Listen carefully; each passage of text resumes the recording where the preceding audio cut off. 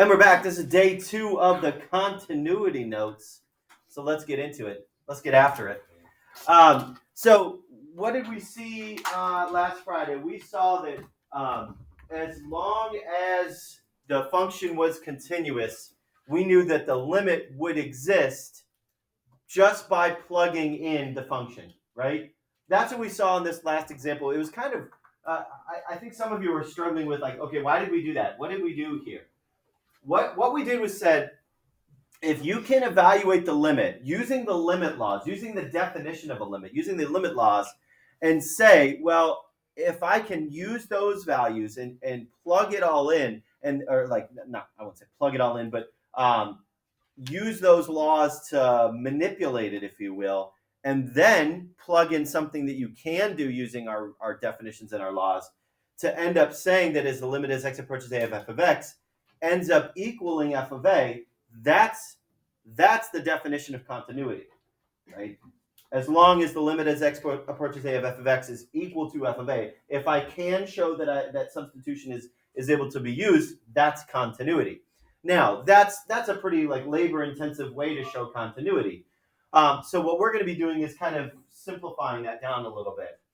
Instead of always using those definitions, it's often convenient to use this theorem that basically says that if two functions are continuous, call them f and g.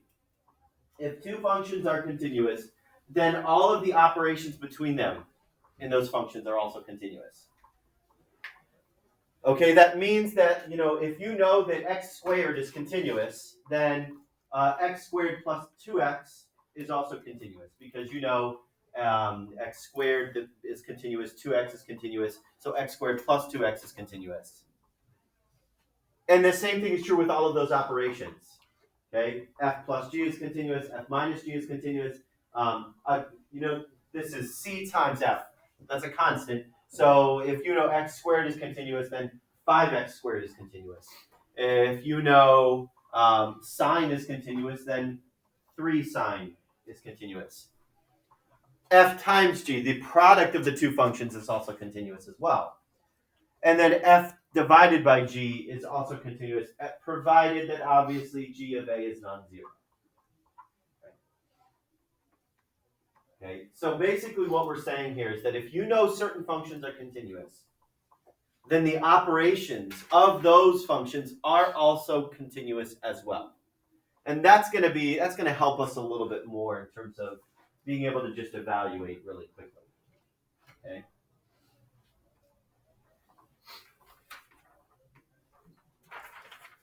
Now, this next problem is going to look, very similar to the problems that we had done before.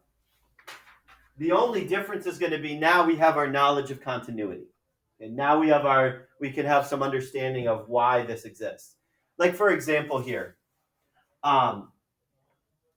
before we were able to, use our limit laws, our limit rules to just say, oh, I'm just going to do direct substitution. Why can I do direct substitution? Why am I allowed to do direct substitution? Well, I can say now that I'm allowed to do direct substitution because this is continuous. But is it truly continuous? Is it truly continuous? And is it truly continuous at that location? Okay? Because is this whole function continuous? No. This whole function is not continuous because it's rational. I know if this doesn't factor out, or at least have a whole, it's definitely got a vertical asymptote with the denominator equals 0, right? So we've got to be careful in saying that this is continuous around -2.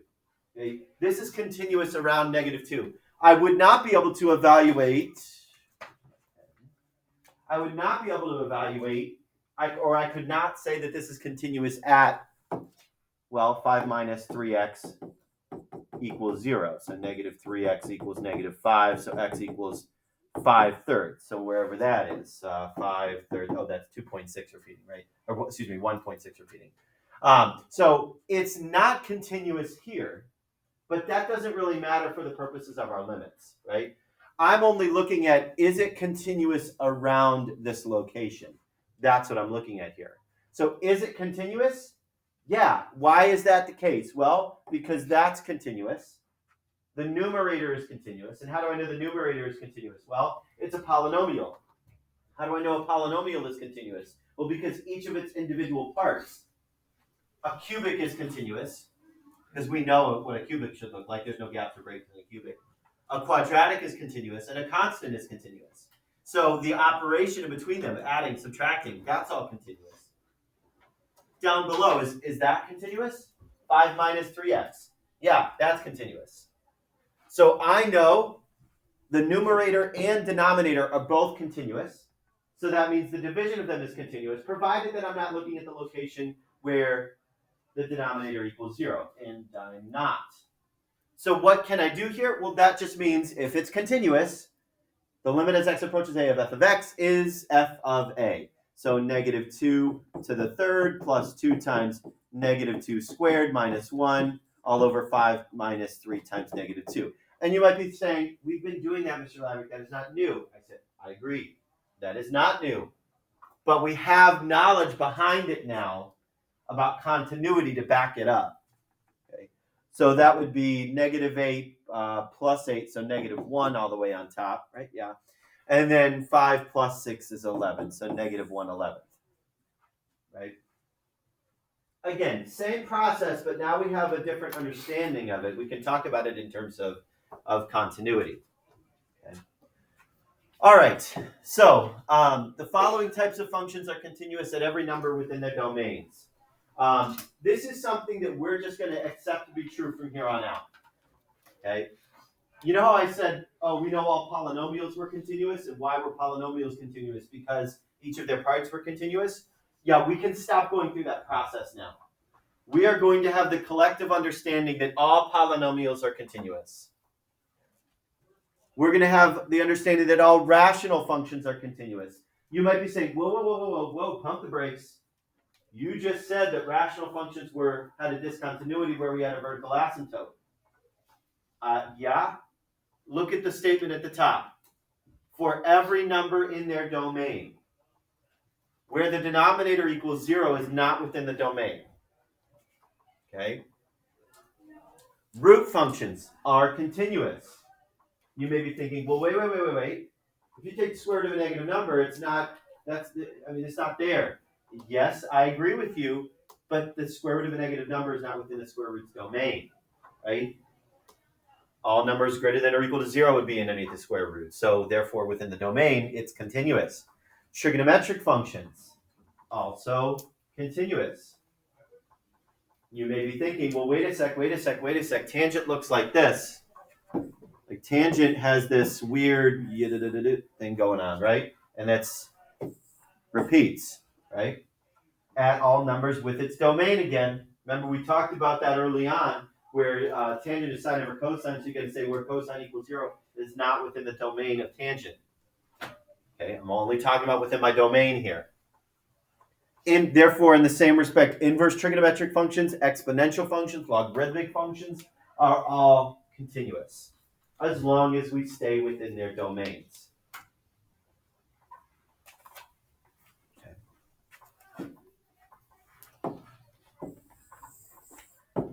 All right, so taking a look down below, where is this function continuous?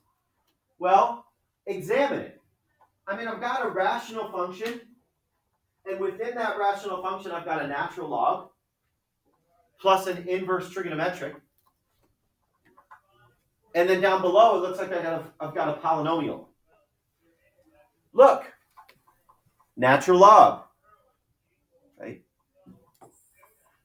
Inverse trig, polynomial. They are all continuous. So you might be tempted to say, oh, then this is continuous everywhere. But be careful.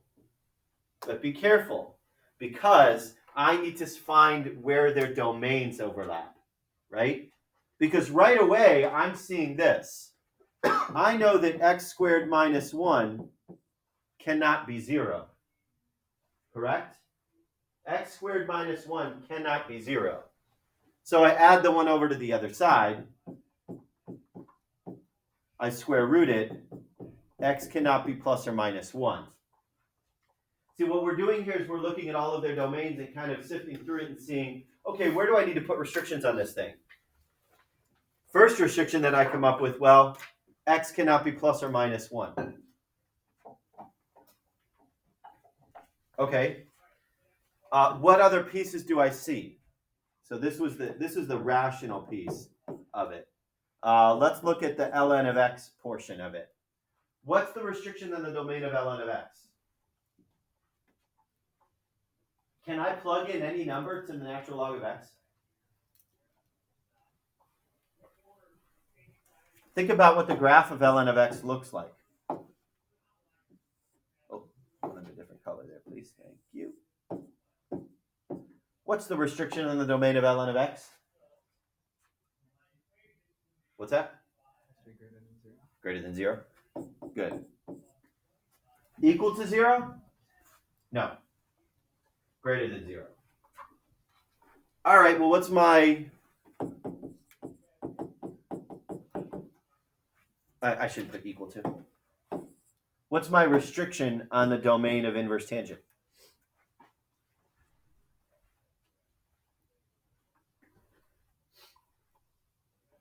Well, think about it. If I'm looking to find an angle, right, is tangent of x is equal to theta. If I'm looking to find an angle, I can plug anything that I want, right? I'm not restricted within my domain of inverse tangent. I'd be restricted within my domain of tangent, but not restricted within my domain of inverse tangent. Okay? Because think about what is the range of regular tangent? What's anything? You can get anything out. Right? The y values go up and down on tangent. So if I flip that, the domain of inverse tangent is going to be all real numbers, right? So now what do I have to do? I have to just combine all of these domains. All right. Inverse tangent's not going to give me any fits, but I do have some restrictions here and here. So I would be tempted to say, okay, x is greater than 0, because that takes care of my negative 1, right? I don't have to worry about being negative 1 because I got to stay greater than 0. However, it can't be 1 either, right? So I have to just say this. Okay, let's write that in interval notation. So from 0, I would say 0 to infinity, but I can only go to 1, and then 1 to infinity. And again, the union symbol. There we go. Oh, no, and, right? Oh. 1 to infinity. That's an and, right? Let's get those. I'm not too concerned with if you get the right symbols in there. I'm really looking for the domain, right? This is completely acceptable for our purposes in here. All right, questions on that? All right, let's take a look at another one.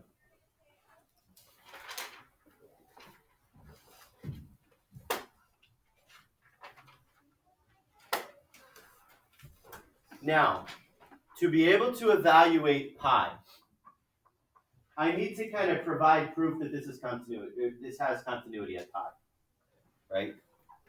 I need to kind of show that, okay, that this is going to be continuous in all of these pieces. Okay, let's list off the pieces and parts. I've got sine x, I've got cosine x down below, and I've got the rational piece.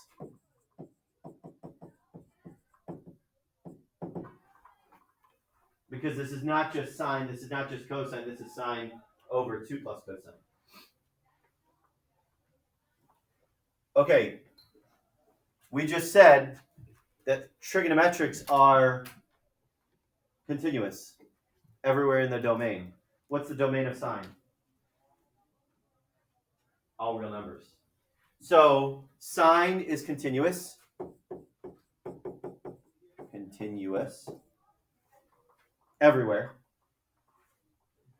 With the same respect, cosine is also continuous. Think about their graphs. Isn't it going to go forever left and right? So it's continuous everywhere. Now the rational piece, it's continuous everywhere within its domain, right? So I just say 2 plus cosine x cannot be 0. So cosine x cannot be negative 2. Will cosine ever give me out a negative 2? No. What's the lowest value cosine could ever pop out? Negative 1. So therefore, I know that's never going to happen. So we can conclude that it's going to be continuous everywhere. Right? That's never going to happen. So now that I've concluded that this is continuous everywhere, I can say, well, the limit as x approaches a of f of x is just f of a, because this is continuous. So I can say sine pi over 2 plus cosine pi. Okay, think about it on the unit circle. What's the sine of pi over on 180? What's the sine of pi? 0.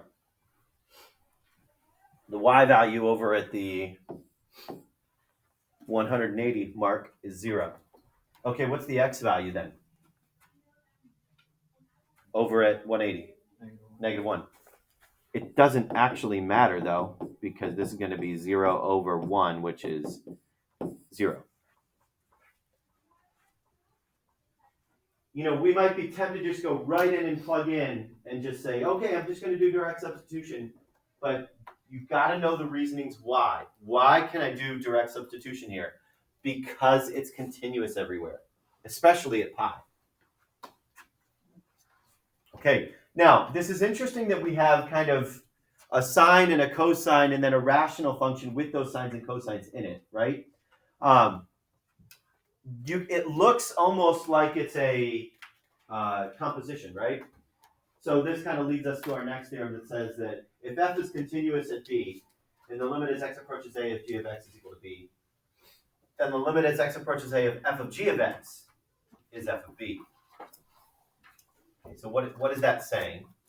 In other words, is that if you have the limit as x approaches a of f of g of x, you can kind of take that limit inside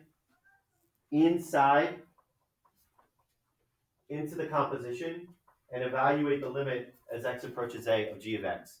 And then evaluate f at that place.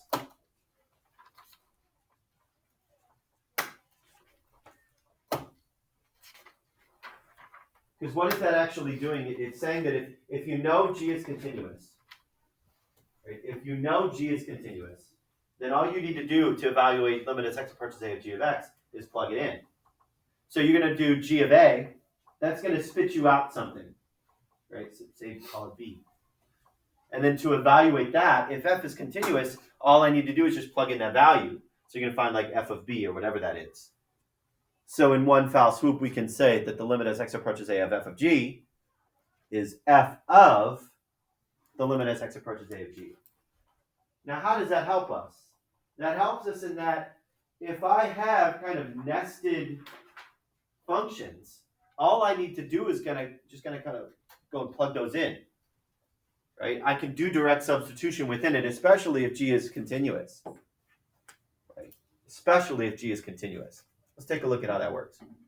Ooh, arc sine, inverse sine. Now remember, arc sine is kind of that restricted domains sign, so that we can have a function as inverse sine, right? Algebra 2, Mr. Laverick would call this capital S sine, right? That's arc sine. But we're fancier. We can sound smarter. We'll call it arc sine. All right.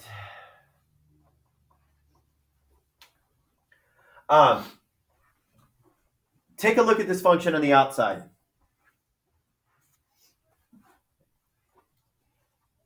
Arc sine is continuous everywhere within the domain, right? Everywhere within the domain. Is 1 within the domain? Yes. Yes, 1 is within the domain, right? So what I'm going to say is I can say this. Arc sine of, arc sine of the limit as x approaches 1 of 1 minus radical x over 1 minus x.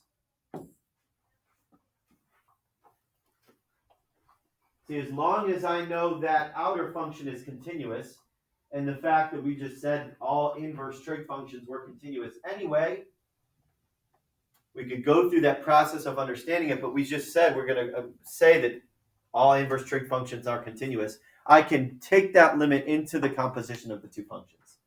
Now I'm just going to worry about this inside piece. Now that's a little bit difficult. Let's evaluate that. Now, can I do direct substitution? Well, the bottom is continuous. The top is continuous. However, that's a bummer, right? Because that's going to make the denominator equal to 0. So let's try to manipulate that down and see if I can do anything with it. Anybody know the trick in working with these type? Multiply by the conjugate, right? Multiply by the conjugate. So let's take multiply by 1 plus radical x.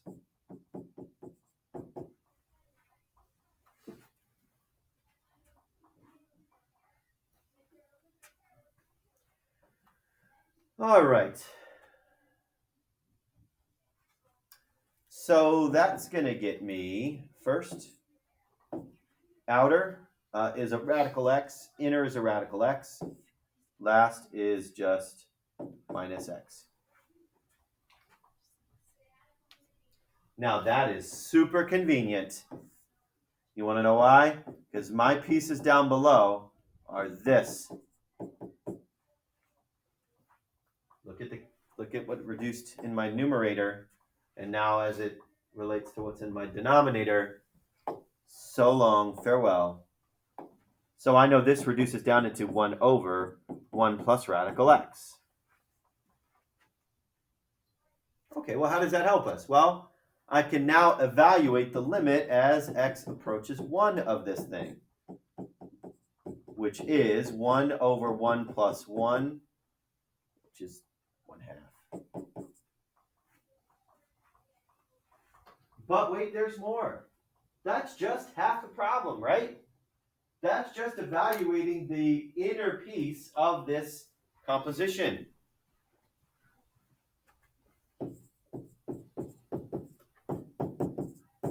So what's arcsine of 1/2? What angle measure is going to give me a sine of 1/2? In radians, my friends, in radians.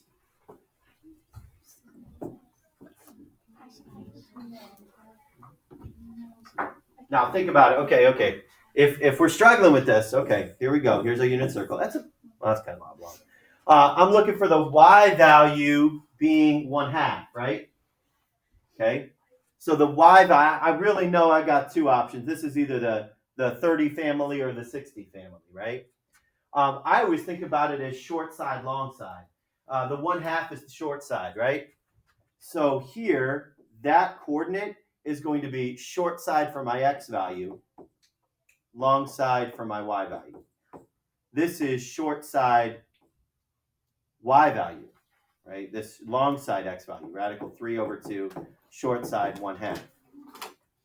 So which family is it going to be in, the 30 or the 60? Go for the y value, go for the y value. The 30 family, which is pi over 6. Pi over 6. Now you may be thinking, oh, wait. Y value, there's another place. Right there. Why don't I include that? Because it's the arc sign, right? It's the capital S sign. I'm looking only at the first and fourth quadrants here, right? This is that restricted domain of sine. So I'm only including the pi over 6. And that is it.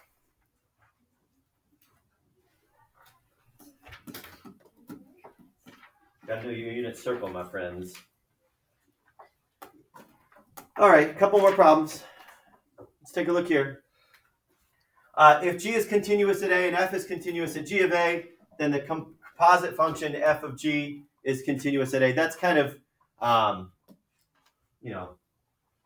if you know that they're both continuous, then the composition is continuous, basically. Okay? If you know that they're continuous, then the composition is continuous. A continuous function of a continuous function is a continuous function. I think that's funny to say. I included that because I thought that was an interesting phrase there.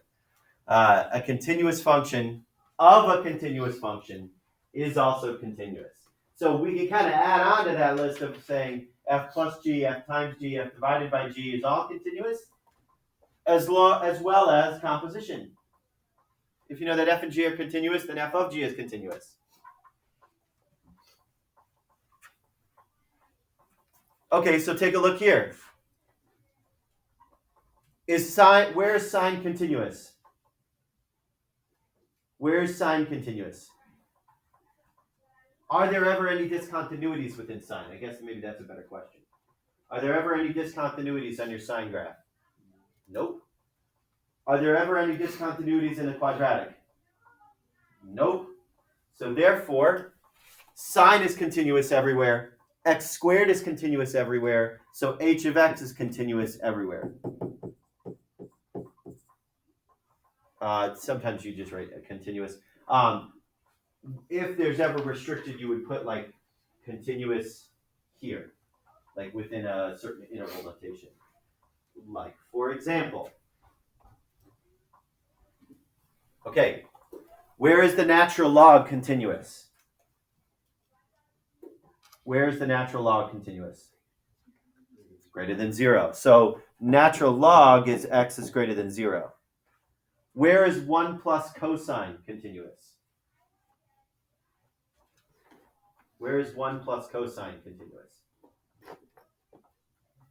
Everywhere, right? It's everywhere. So I have to just say that 1 plus cosine has to stay greater than 0, right? I know that the inside piece just has to stay greater than 0. Cosine x. So cosine x has to stay greater than -1. Well, when is cosine of x going to stay greater than -1?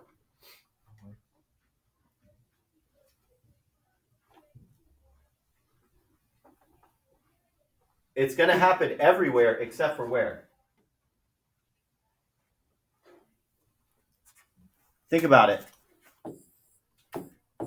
You might be tempted to say it's going to happen everywhere, but what? Bless you. Could it ever equal -1? Can cosine of x ever be -1? Oh, sorry, x value. Not y value. Right there, right? Isn't cosine of x equal to -1 over there? Everywhere else, it's going to stay bigger than -1, right? Everywhere else. So my only sticking points are, well, okay, it's going to be continuous except for x cannot be pi. Or any iteration of pi.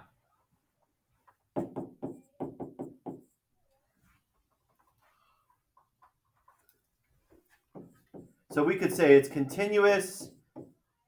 Continuous. I always get the UOU in continuous always throws me off. Like that seems wrong. Continuous except at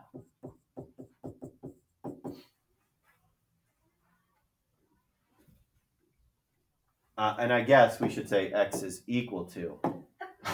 If we're going to use that wording,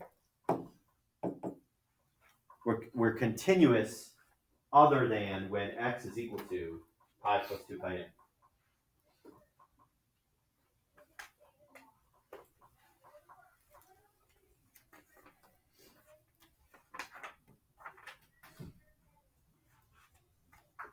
Okay, last new theorem we have in this lesson.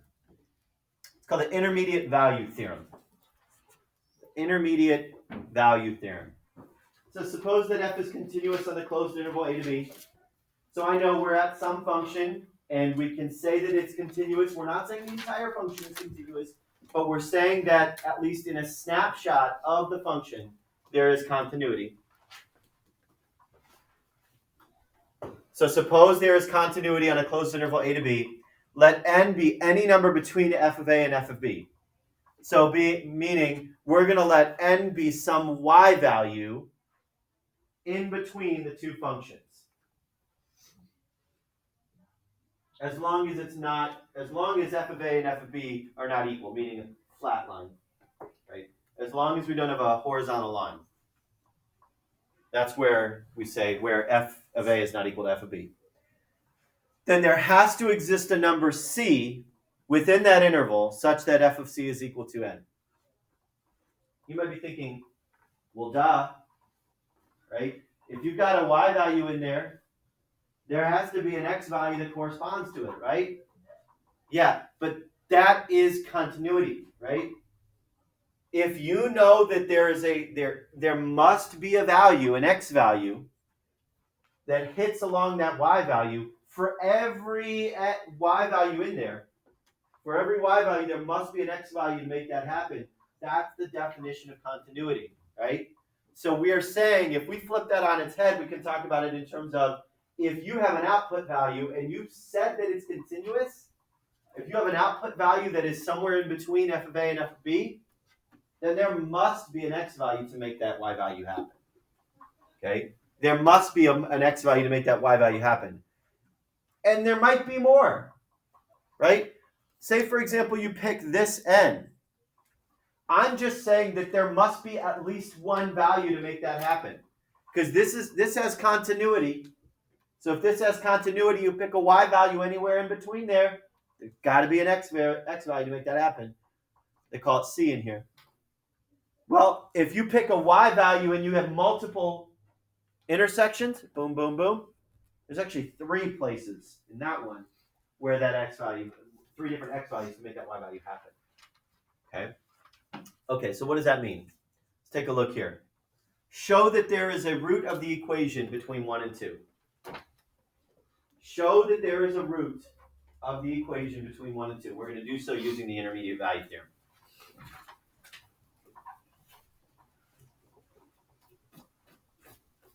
Now, in terms of the intermediate value theorem, I'm going to be jumping back and forth here. Suppose that f is continuous. Is this function continuous? Yeah, it's polynomial. It's continuous everywhere, right? So, yeah, it's continuous between 1 and 2 because it's continuous everywhere. So, we can kind of think about it this way. Continuity, check. Is it continuous everywhere? Yeah, because it's polynomial. Okay, let's keep going. On the close, let n be any number between f of a and f of b. So what is my n value in this case? If I want to show that there is a root of the equation, remember, roots of the equation are written x, comma, 0, right? A root of the equation is saying that I know that there is an x-intercept somewhere in there. Okay. So what's my output then? What n value am I looking for here? 0. We're going to say n is 0. We need to show that f of a and f of b come out not equal and that 1 is below and 1 is above. What are my a and b in this case? 1 and 2. A is 1, b is 2. So let's show that f of 1, well, let's show what it is. Well, that's 4 times 1 to the third minus 6 times 1 squared plus 3 times 1 minus 2. Okay, that comes out to be negative 1. And let's show f of 2. Do that same thing, but with 2. 2. Right on 2. 2. 12.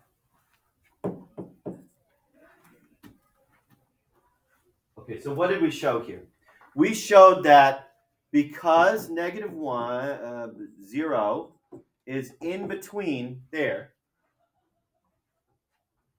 then there must be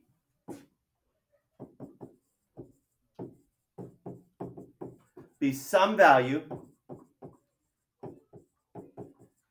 C such that f of C equals 0. That's the intermediate value there. We showed that the y values were -1 and 12, and we know it's continuous. So if we know we have -1 and 12, there has to be an x value to make something comma 0, C comma 0. Okay? Are we actually solving for that x value? No, because if you tried to solve for that x value, you wouldn't be able to if you didn't have technology like your graphing calculator. We'd actually be able to, second calculate, intersect, 0, left bound, right bound, enter. But if we didn't have that, well, then we could say, well, we know one exists. We don't know where it is, but at least we know it exists. Okay. All right, let me stop the video here. Sorry, I wanted to get you more time.